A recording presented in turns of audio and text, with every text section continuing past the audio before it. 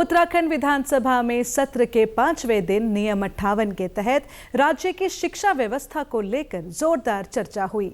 नेता प्रतिपक्ष यशपाल आर्य ने पर्वतीय क्षेत्रों में शिक्षा की खामियों को उजागर करते हुए सरकार पर निशाना साधा। उन्होंने कहा कि शिक्षकों की भारी कमी के चलते बच्चों की पढ़ाई बाधित हो रही है। कांग्रेस विधायक प्रीतम सिंह ने सरकार की नीयत पर सवाल उठाते हुए कहा कि कई स्कूलों के भवन तक नहीं हैं। सरकार शिक्षा बजट के रूप में 8,000 करोड़ रुपए खर्च कर रही है, लेकिन जमीनी स्तर पर सुधार नहीं दिख रहा। हमने पहाड़ के ही नहीं पूरे प्रदेश के शिक्षा व्यवस्था पर प्रश्न चिन्ह खड़े किए हैं। प्रश्न चिन्ह ही नहीं, ये हमारे जो हमने एक आंकड़ों के साथ सदन में अपनी बात को रखा है। आज सैकड़ों स्कूल बंद हो चुके हैं, एकल विद्यालय चल रहे हैं, सुविधाएं नहीं हैं, अध्यापक नहीं है, प्रिंसिपल प्रधानाचार्य नहीं है, प्रधानाध्यापक नहीं है, और जो गेस्ट टीचर हैं जो कई वर्षों से जो ओवरेज हो चुके हैं, आयु सीमा पार कर चुके हैं, उनको नियमित नहीं किया जा रहा है। कई मुद्दों पर हमने आज चर्चा की है और हम आज भी कहना चाहते हैं कि सदन में जो हमारे प्रश्न होते हैं उसका सही जवाब माननीय मंत्रीगण देने को तैयार नहीं होते हैं। उपनेता प्रतिपक्ष भुवन कापड़ी ने खटीमा में सरकारी स्कूलों में शिक्षकों की भारी कमी का मुद्दा उठाया।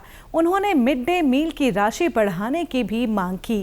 कांग्रेस विधायक वीरेंद्र जाती ने पर्याप्त शिक्षकों की नियुक्ति की मांग उठाई। धारचूला विधायक हरीश धामी ने सीमांत क्षेत्रों में विद्यालयों की बदहाल स्थिति पर सरकार को घेरा। वहीं कांग्रेस की विधायक ममता राकेश ने विद्यालयों में नैतिक शिक्षा अनिवार्य करने की मांग उठाई। इस मांग का समर्थन करते हुए विधानसभा अध्यक्ष ने भी शिक्षा मंत्री से पहली से 12वीं कक्षा तक नैतिक शिक्षा शुरू करने की अपील की।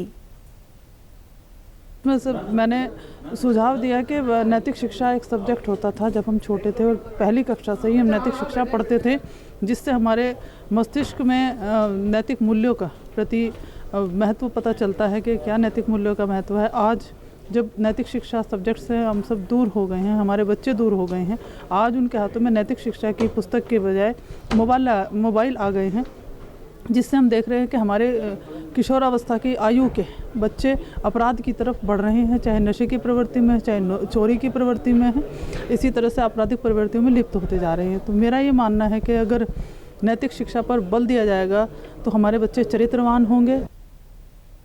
विधानसभा में शिक्षा मंत्री धन सिंह रावत ने विपक्ष के सवालों का जवाब देते हुए कहा कि प्राथमिक विद्यालयों में 20,823 शिक्षकों के पद स्वीकृत हैं, जिनमें से 18,714 शिक्षक कार्यरत हैं। 2,900 शिक्षकों की काउंसलिंग चल रही है और 1,900 शिक्षकों ने ज्वाइन कर लिया है। धारचूला के लिए 150 से अधिक शिक्षकों की नियुक्ति की गई है, जिनमें से 98 ने ज्वाइन कर लिया है। एनईपी लागू करने वाला पहला राज्य उत्तराखंड है और मैं ये कह सकता हूँ कि आज विपक्ष ने जितने भी मुझसे सवाल पूछे, मैंने एक एक सवाल का जवाब दिया है। और मैं कह सकता हूँ कि प्रधानाचार्यों की भर्ती जो मैंने सदन में कहा है कि या तो जितने भी शिक्षक लोग कोर्ट गए हैं, या तो वो कोर्ट से अपना मुकदमा वापस ले ले तो हम बहुत जल्दी जो है प्रधानाचार्यों की भर्ती कर लेंगे, और या फिर हम अपनी नियमावली चेंज करके जो है कोई रास्ता उसमें निकालेंगे। मंत्री ने आश्वासन दिया कि राज्य में किसी भी स्कूल को बंद नहीं किया जाएगा। सरकार कक्षा 12 तक की किताबें मुफ्त उपलब्ध करा रही है। साथ ही 9वीं की छात्राओं को मुफ्त साइकिल और 10 लाख बच्चों को मुफ्त कॉपियां दी जाएंगी। उन्होंने कहा कि हर स्कूल में शिक्षकों की उपलब्धता सुनिश्चित की जाएगी और आधारभूत सुविधाओं को मजबूत किया जाएगा।